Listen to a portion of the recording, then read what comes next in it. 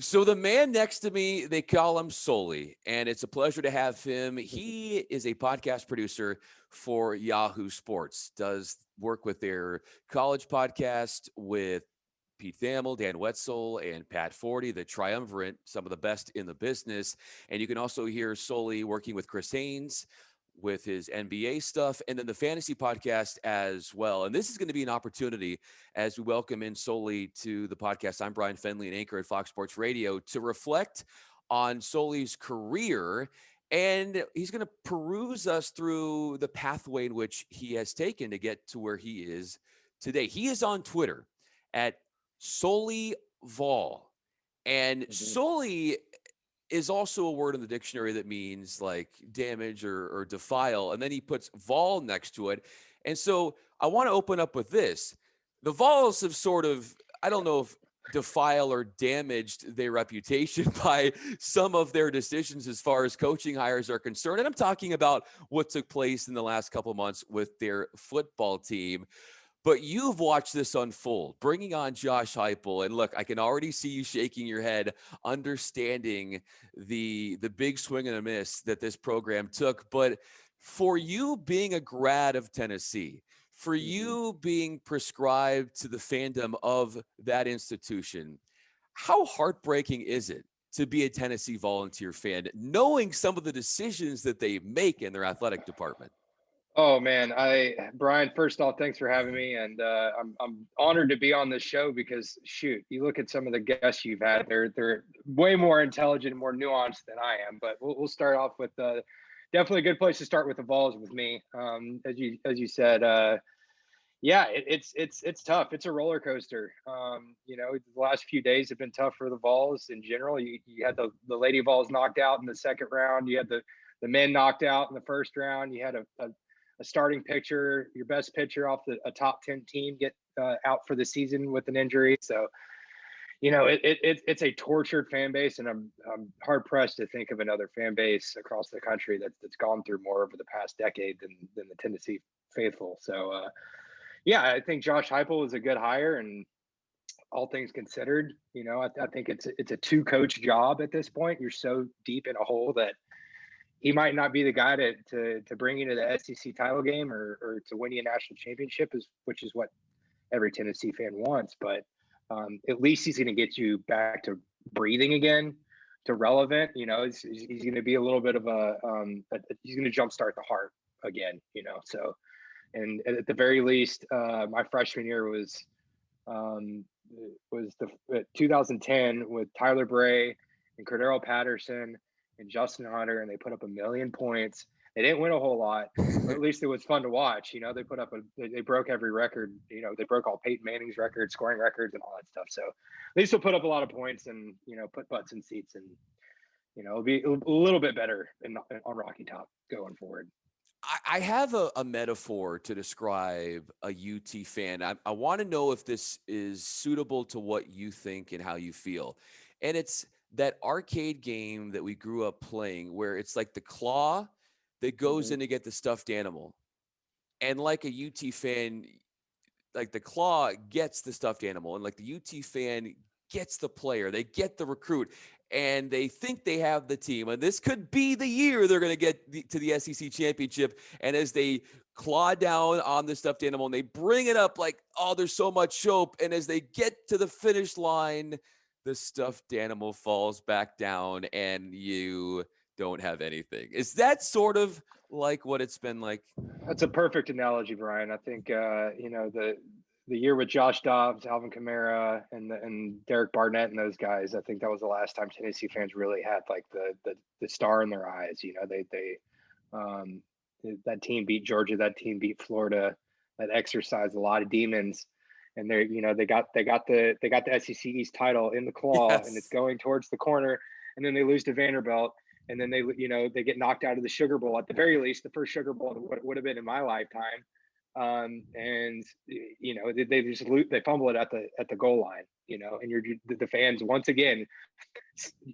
You just, how did you mess up that team with so much NFL talent? And that just happens time and time and time again.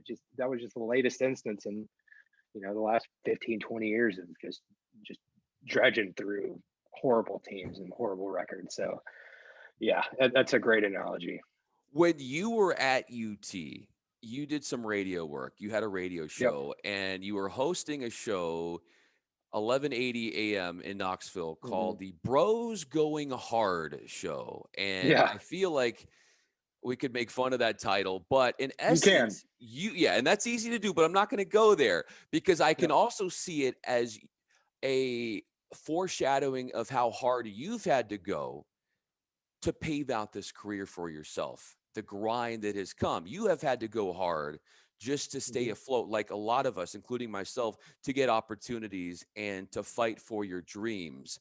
So Yep. when you look at your move out of college, leaving Knoxville, how did you have to be a bro going hard in a way to get your name out there and to finally start to get the nibbles and those opportunities into your vision? So I think without that radio show, I don't think I'd be here at all. So I was with Todd Wakefield, and I was an intern, and then for a week, and then the old host quit, and then I got promoted. I got super lucky there. That was my sophomore year in college. I was juggling working with Link Hudson and all those Barry Rice and all the super talented people in the Tennessee athletic department, broadcasting department. That I mean, those two dudes could be working at running ESPN at this point. Tennessee's very lucky to have them. To WBIR, and Chris Budden was just leaving as I was showing up kind of. So we crossed paths, one of your podcast guests in recent memory, and then.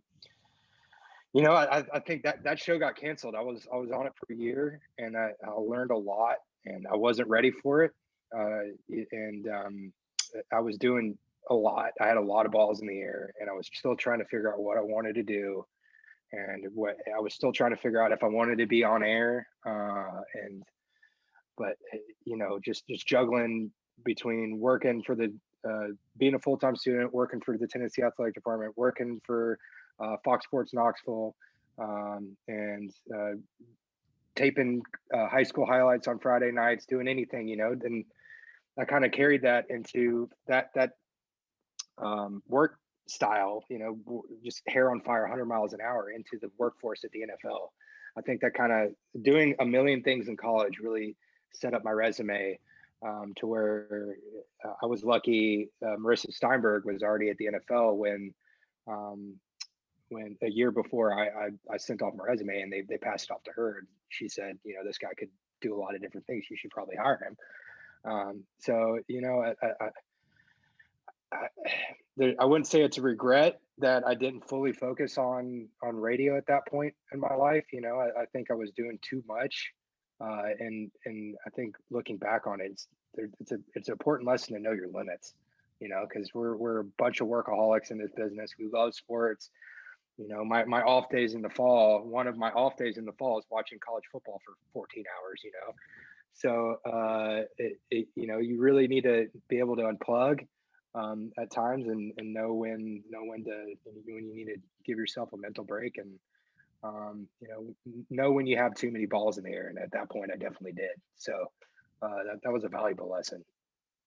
What was the call like when you found out that you're heading to NFL Network? Oh man, that was one of the best days of my life. I was actually in San Antonio, Texas, with my family, and Dylan Milner called me, and he said, I meant to call you. It was right after Christmas. It was the day after Christmas, actually. And he's, I was going to call you a couple weeks ago and before Christmas, but I just got swept up in the holidays. You got the job, and can you move out here within 2 weeks? And I was like, oh man, I'm in Texas for another few days. I got to get back to Tennessee. I got to pack up a car and then bring it all the way out here to LA. But, I was jumping at the opportunity. I couldn't have said yes faster. And, I think one of my goals at that point was to be a line producer and go linear television, and be an Alan Flowers, and Yeah. that who you've interviewed before, and who's a stalwart at the NFL Network, and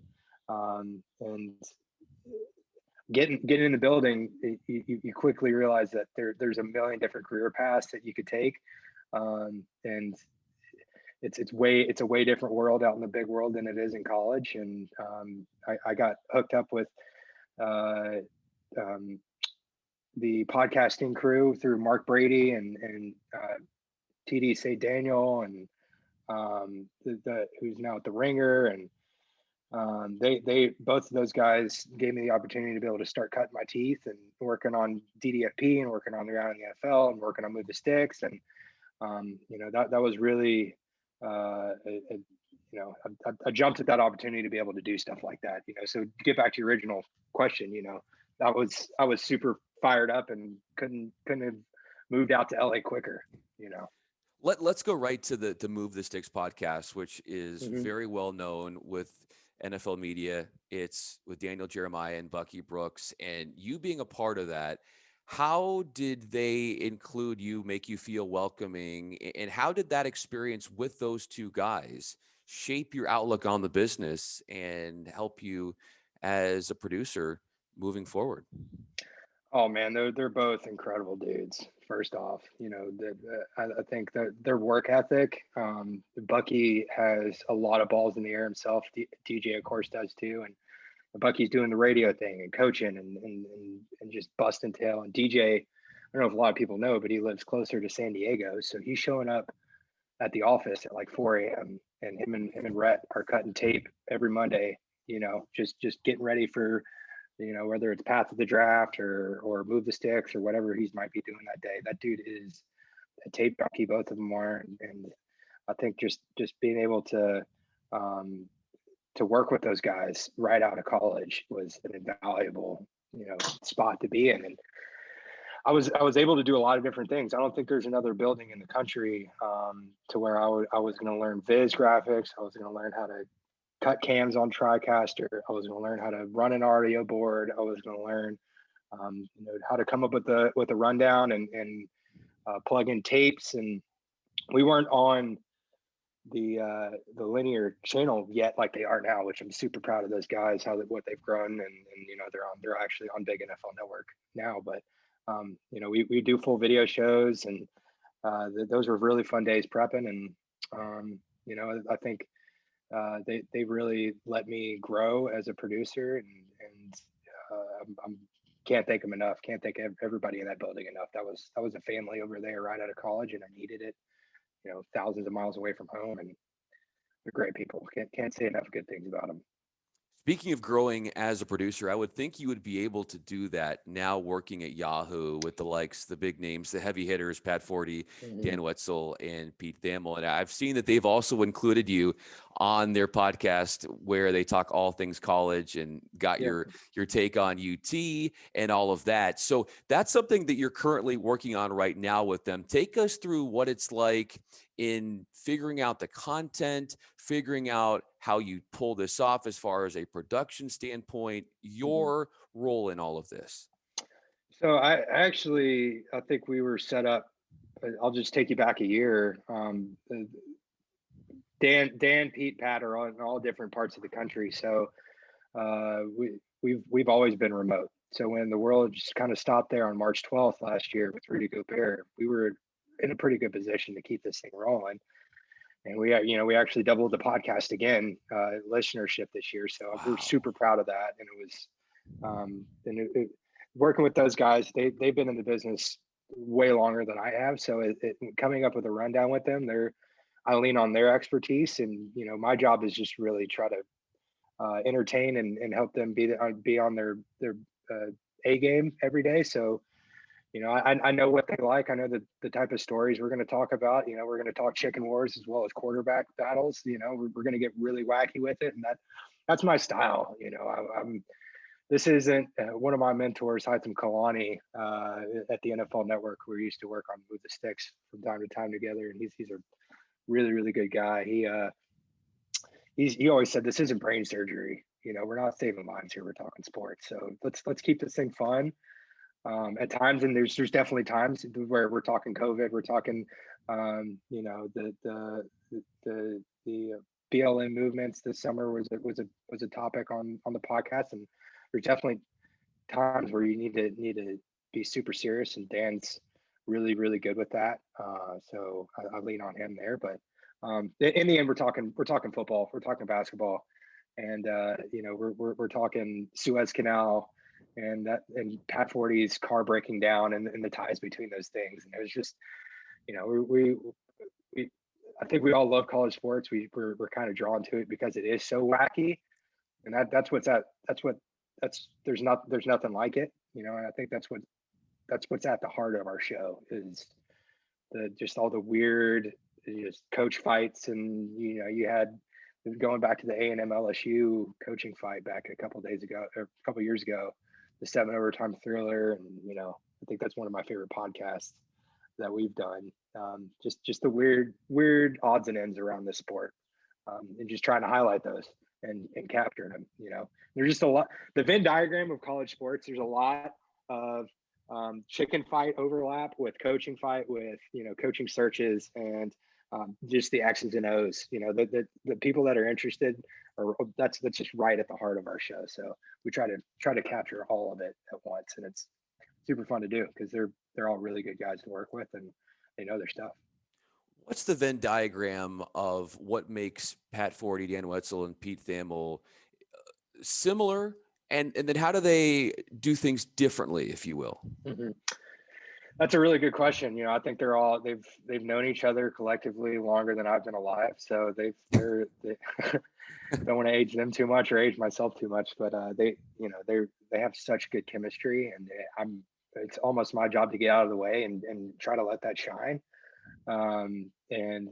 Dan's a really good quarterback. He's been in the business so long that he's covered 500 Super Bowls, I think, at this point. But he knows the ins and outs of this sport better than I do. So just knowing what stories he's going to want to highlight, and knowing what little nuggets he's going to want to see in the rundown, and we work together well that way. And then Pete's an X's and O's guy. He loves talking just the nitty gritty of the sport, super nerdy about it, which we all are. But Dan likes to rib Pete all the time on how he's on his honeymoon, and he's breaking a Troy special teams coach. It's like, what are you doing, Pete? Like, go on your freaking honeymoon, man. Enjoy this. So, and then Pat's kind of a mix of the two. Pat loves to talk, X's and O's, and can get super nerdy with Pete, and but he's equally a chicken wars aficionado as well. So, all three of those guys play off of each other super well, and it makes my job super easy when you have a crew that's already been established for years, and it's just my job to highlight it. How did Therese make your job super easy? I read a tweet that you had after Paler tragically passed away at well too young of an age, where you said Therese was truly a great man, always nice, always wanting to work his tail off and get better, always bringing his most infectious laugh to work every day. What is the lasting impression that Therese will leave on you? I think it's his attitude every day, and I was the main producer on that show, but I think what impacted me was editing those clips and seeing what people don't see on the polished product. Like if he got something wrong, he was the first one to correct it. And him and Charles really had a really, really good thing going, and they just wanted to improve every day. It's the stuff that stop down and hey, I got to get this guy's name right, or I gotta I could say this better, or we could tee this up better. And it's the stuff that you didn't see as a listener of that podcast that really stuck out to me. Like from the beginning, we brought him on, and he was green like the rest of us, and not necessarily. I mean, he was very, very good at the beginning, but he, don't get me wrong there, but he, from his first podcast to the last podcast, you could tell the difference. He was always wanting to be curious and always wanting to improve the product and do what he can. And that's something that stuck with me for now, and it will be forever. It's just that you need, no matter how good you are, how long you've come through this business, you always need to try to be improving every step of the way. There's always something you can improve, and he's definitely embodied that for sure. And he was just such a light. Him and Chris Wesley both, we lost them pretty close together. And I was fortunate enough to be in contact with both of them. And they're just, they're just unmatched with their infectious smiles and both of them are so knowledgeable, just walking encyclopedias of football, and had such a passion that shined through whatever they did, whether it was a podcast or an article or whatever. I think we could all take something out of that, that they worked hard and they did it with a smile on their face, even through whatever might be going on in their lives. Powerful words from Sully. I'm Bryan Fenley, an anchor at Fox Sports Radio. I wanted to wrap it up with this, Sully. And you're discussing all these influences on your life, from Chris Wessling and Therese Paler and beyond, and the guys that you work with the podcasts at Yahoo. But where would you be as far as the grind without your parents and what they allowed you to do to be able to fulfill these dreams when, as you know, getting off the ground could be challenging for all of us?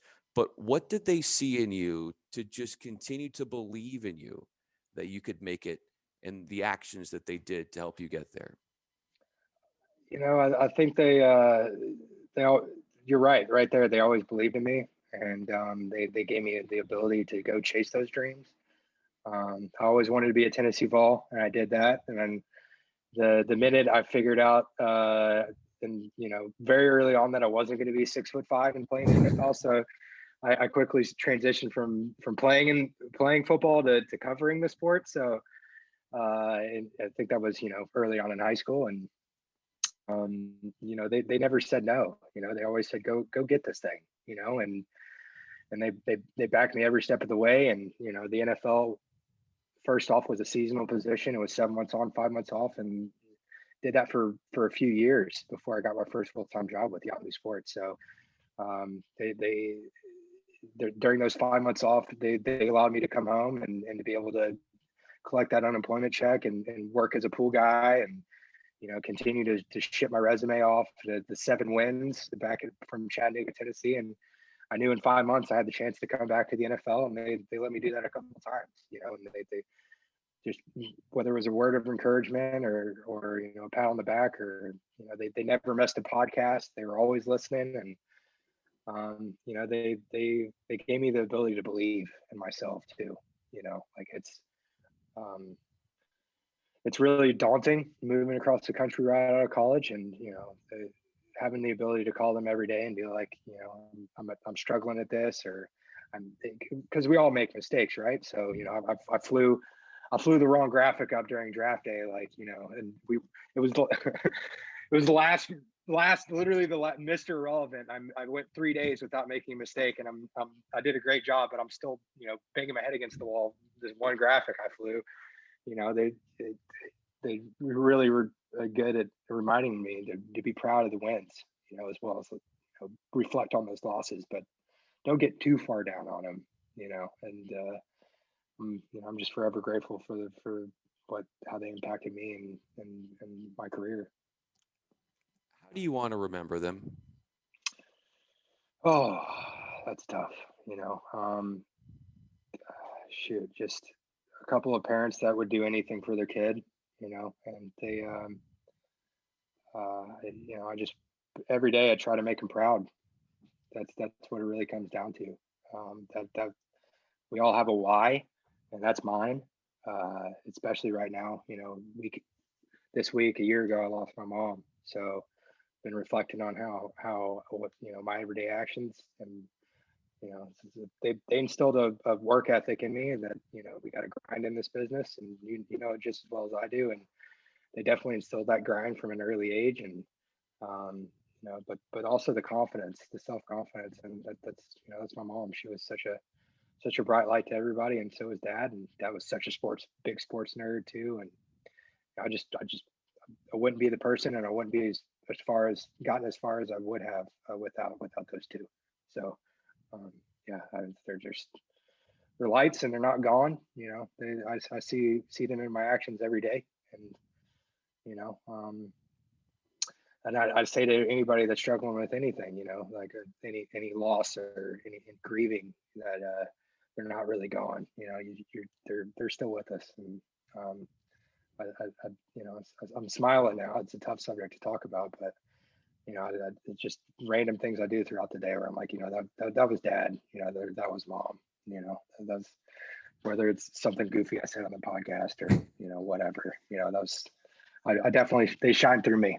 So I can feel their presence radiating, and I know that their legacy, their impact on you is something that's unbreakable and will be with you for eternity. Sully, thank you so much for those touching remarks and giving us an introspection into your career, into your life, into the grind, into the hardships of being a UT sports fan and being a grad there, but hoping that finally this one next time they will finally turn it around. We will see.